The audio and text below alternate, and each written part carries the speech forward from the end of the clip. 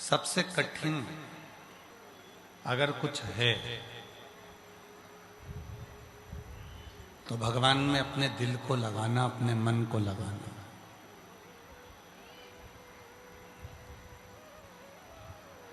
लोग कहते हैं कि भक्ति बहुत कठिन है,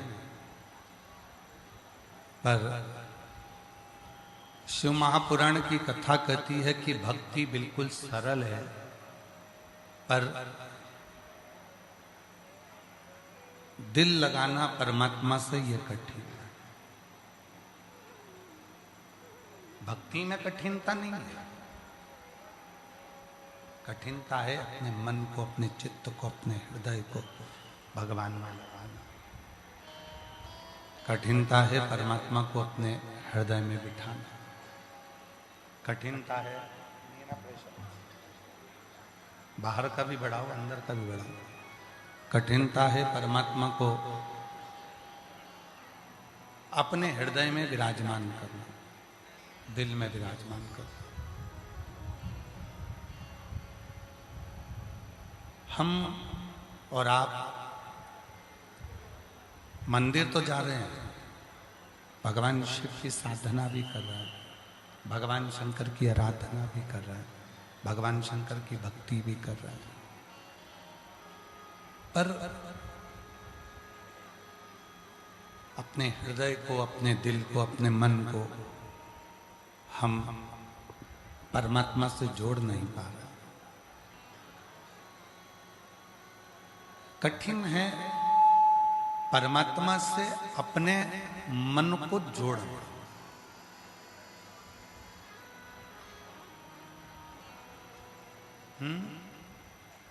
आवाज नहीं आ रही बेटा, प्रेशर खोलो, अंदर भी प्रेशर नहीं आ रहा, प्रेशर नहीं आ रहा है, आवाज सुनाई नहीं दे रही। इस मन को, इस चित्त को, इस हृदय को परमात्मा से जोड़ना ये बहुत कठिन है।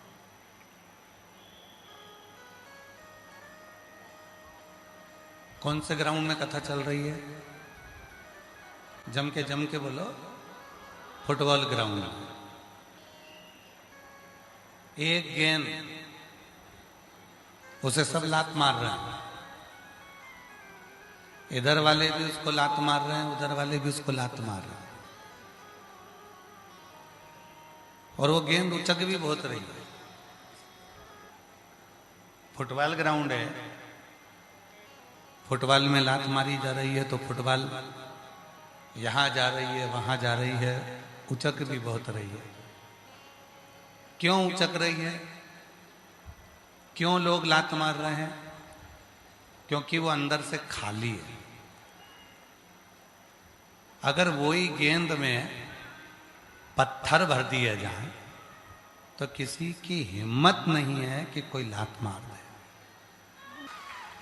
गेंद खाली है, इसलिए उसको लात मारी जा रही है, और जब उसमें कुछ भरा गया तो किसी की हिम्मत नहीं है कि कोई उसको उछाल दे, लात मार दे। फिर तो व्यक्ति की लात ही, पांव ही टूट जाना है, पर वो गेंद उचकना नहीं, उछलना नहीं। वो गेंद उछलेगी नहीं, वो गेंद बहुत दूर तक जाएगी नहीं, क्योंकि उसके अंदर कुछ भर गया है। शिव महापुराण की कथा भी यही कहती है, जब तक तुम खाली हो तब तक दुनिया तुमको उछालती रहेगी, अपशब्द कहती रहेगी, ताना देती रहेगी, गाली देती रहेगी, कोसती रहेगी, आड़ा टेढ़ा बोलती रहेगी। और जिस दिन तुमने अपने अंदर शिव को भर लिया, फिर दुनिया की सामर्थ्यता नहीं है कि कोई तुमको ठोकर लगा दे। फिर किसकी सामर्थ्यता होगी? कौन होगा? कौन ठोकर लगाएगा? किसकी सामर्थ्यता होगी? जो आपको ठोकर लगाए। किसकी सामर्थ्यता होगी? जो आपको लात मार दे। फिर कोई सामर्थ्यता किसी की नहीं है कि कोई लात मारेगा, कि कोई तुमको ठोकर लगाएगा। ना कोई लात मार सकता है, ना कोई ठोकर लगा सकता है, कोई नहीं लगा पाएगा। बस उसको अंदर से भरना पड़ेगा। और इस मैदान में, फुटबॉल के इस ग्राउंड में ना जाने कितनी टीमें हारी होंगी और कितनी टीमें जीती होगी।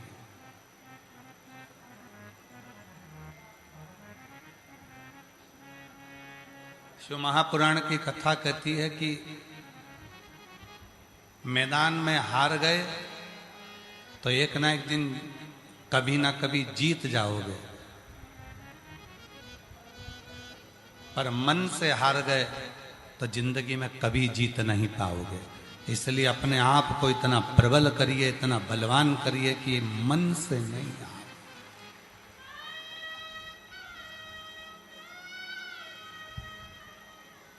मन से मत हारो, मन को मजबूत रखिए, मन को प्रबल रखिए।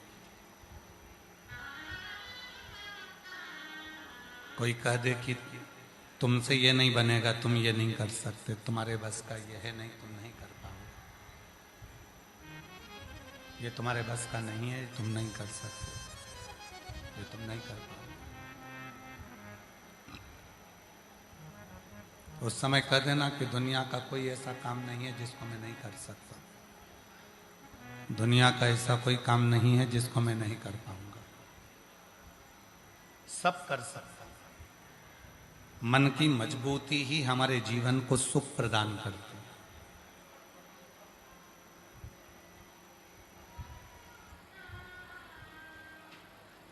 हारना नहीं है। कितना चल कर आयो, रोड पर गाड़ी लगाई है, पैदल पैदल पैदल पैदल चलते जा रहे हो। आज तक कोई ऐसा व्यक्ति नहीं है जिसने किसी के हाथ को प्रणाम किया हो। आज तक कोई ऐसा व्यक्ति नहीं है किसी ने किसी के सिर को प्रणाम किया हो। आज तक कोई ऐसा व्यक्ति नहीं है किसी ने किसी के कंधे को प्रणाम किया हो। आज तक कोई ऐसा व्यक्ति नहीं है किसी ने किसी के हृदय को प्रणाम किया। आज तक कोई ऐसा व्यक्ति नहीं है किसी ने उसके उदर को, पेट को प्रणाम किया। आज तक कोई ऐसा व्यक्ति नहीं है कि किसी के घुटने को प्रणाम किया। लोग प्रणाम करते हैं तो चरण को करते हैं, पांव को करते हैं, पंजे को करते हैं। जो पंजे पृथ्वी पर रमे लगे हुए हैं, लोग उस पर अपना सिर रखते हैं, उसको प्रणाम करते हैं। लोग हाथ को कभी प्रणाम नहीं करते, सिर को कभी प्रणाम नहीं करते, नेत्रों को कभी प्रणाम नहीं करते। लोग अगर किसी को प्रणाम करते हैं तो उसके पांव को प्रणाम करते हैं। क्यों करते हैं? क्योंकि वही पांव हैं जो व्यक्ति को मंजिल तक लेकर जा सकते हैं। ये पांव हैं जो तुम्हें कथा तक लेकर आ सकते हैं।